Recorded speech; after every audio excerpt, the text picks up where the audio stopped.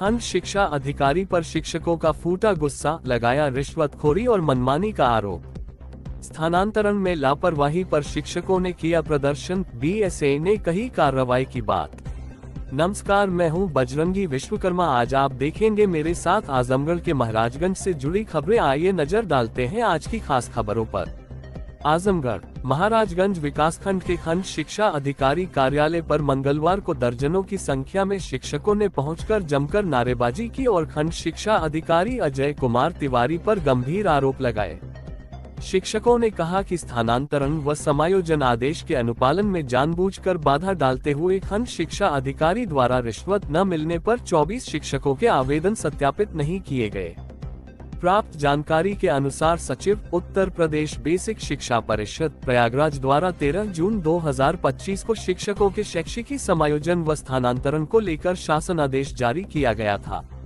शासनादेश के अनुसार महाराजगंज क्षेत्र से 29 शिक्षकों ने समायोजन स्थानांतरण के लिए आवेदन किए थे, किंतु इनमें से केवल 5 का स्थानांतरण हुआ, जबकि शेष 24 शिक्षकों के आवेदन निरस्त कर दिए गए।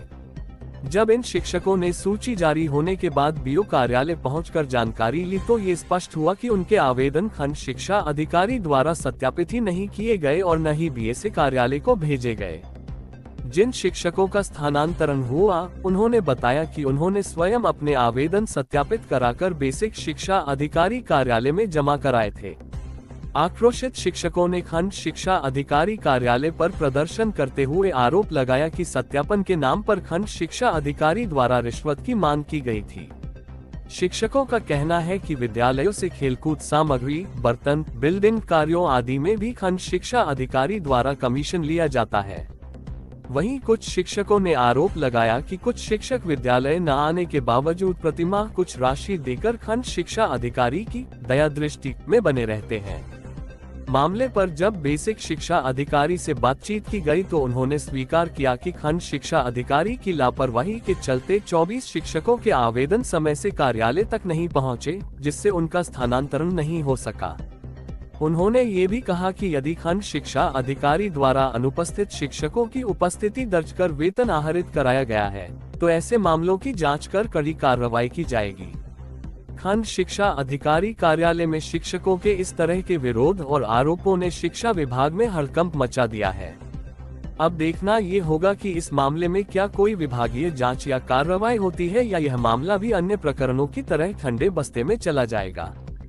शिक्षक एकता जिंदाबाद, शिक्षक एकता जिंदाबाद, शिक्षक एकता जिंदाबाद। क्या नाम पड़ेगा भैया आपका? राकेश सिंह। सर, आप कौन से पोस्ट पे हैं? ब्लॉक अध्यक्ष महाराजगंज। ब्लॉक अध्यक्ष हैं, तो कौन से पद पे ब्लॉक अध्यक्ष है? टीचर है या कौन सा और संगठन? प्रधानाध्यापक हैं। प्रधानाध्यापक हैं। कहाँ के प्रधानाध्यापक? प्राथमिक विद्यालय शेरपुर में हुई। शेरपुर में हुई।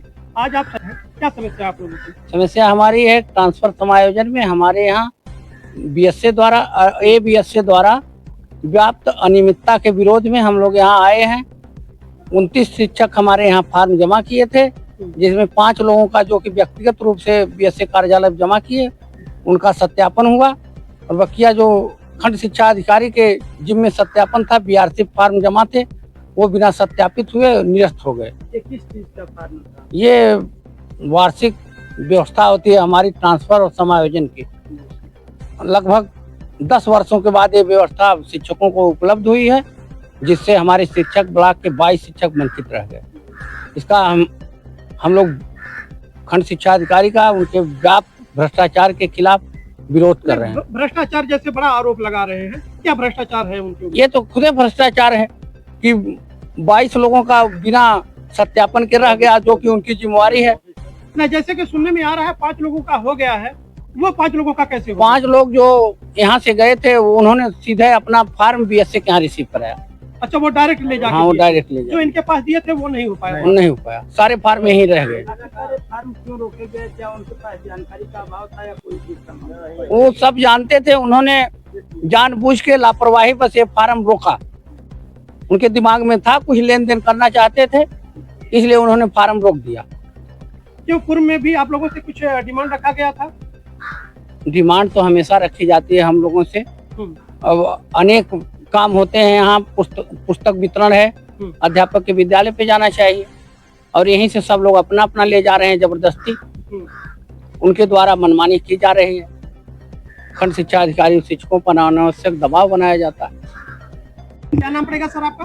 अजीत कुमार सिंह, सिंह जी, अभी अध्यापक हैं? प्रधानाध्यापक प्राथमिक विद्यालय चौथा में। चौथा में आप हैं जी सर। जैसे कि आज आप लोग यहाँ पे एकत्रित हुए हैं, क्या समस्याएं थी? सर, हम लोगों ने फार्म ट्रांसफर के लिए व्यवस्था इनकी है, उसमें सारे लोगों ने फार्म ऑनलाइन अप्लाई किया था और इनको ऑफलाइन पर 10 सिग्नेचर करके उसको प्रमाणित करके भेजना था बीएसए ऑफिस में।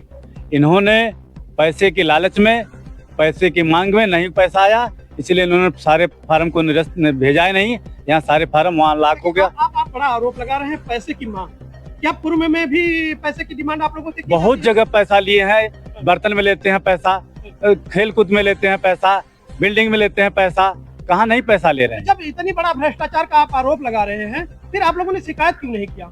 अरे भैया, होता है कि ठीक है किसी तरह चले जाएंगे 6 महीने 4 महीने में आदमी, लेकिन आदमी जब एकदम नाक के ऊपर पानी चला जाता तो अध्यापक हमारे प्रताड़ित हो रहे हैं। 10-10, 55-56 अध्यापकों को छोड़ के पैसा ले रहे हैं महीने का। ये कौन कौन से अध्यापक हैं जिनसे पैसा लेते हैं? सूची उसकी मंगा के दे दी जाएगी, आप तक पहुंच समय तत्काल में सूची नहीं दी जाएगी नाम का, लेकिन यह है कि आपके 10 अध्यापक 30-30 हजार रुपया लेते हैं। तो क्या वो अध्यापक विद्यालय पर नहीं आते हैं? कोई दुबई रह रहा है, कोई बम्बई रह रहा है, ऐसे अध्यापक हैं आपके पास। जब अध्यापक नहीं आते हैं तो यह कि दायित्व प्रधानाध्यापक का भी होता है। प्रधानाध्यापक में मिला है। अच्छा, दोनों लोगों के दोनों लोगों को मिली भगत से हो रहा, कैसे हो जाएगा?